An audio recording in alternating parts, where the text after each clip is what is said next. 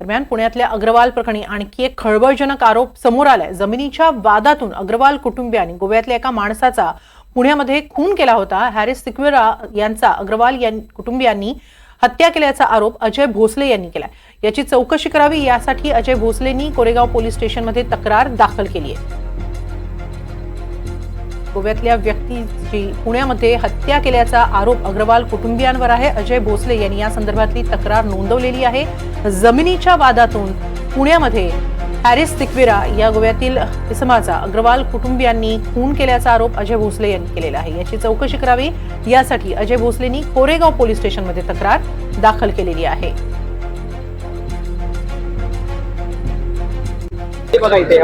Harris Sequeira हे राहतात गोव्याला यांच्याकडून राम अग्रवाल आणि विनोद कुमार अग्रवाल यांनी 232 एकर जागा खरेदी केली होती आणि त्यांच्या मुलीच्या सासऱ्याची 60 गुंठे आणि त्यांची 40 गुंठे अशी जागा खरेदी केलेली होती आणि त्या खरेदी एकत्र त्यांनी करून दिलं। त्यात काहीतरी त्रुटी आढळल्या, त्यांचा नंतर वाद झाला। एक 4 ते 5 वर्षापूर्वी त्यांनी आपल्या शिवाजीनगर कोर्टातनं 156(3) ची ऑर्डर करून त्या माणसाला गोव्यावरनं कोरेगाव पार्क पोलीस स्टेशनच्या पोलिसांना त्यांनी हाताशी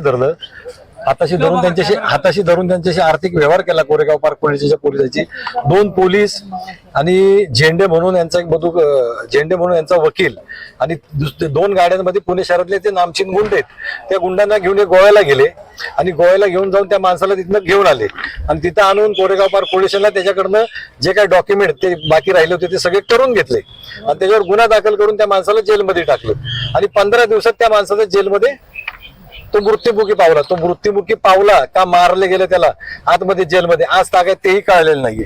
म्हणजे अग्रवाल फॅमिली सगळी गुन्हेगार प्रवृत्तीची, यांनी असे अजून गुन्हे केलेले आहेत